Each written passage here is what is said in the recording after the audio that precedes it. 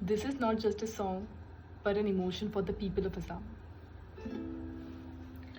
মায়াবিনী রাতের বুকুত দেখা পালো তোমার চোখ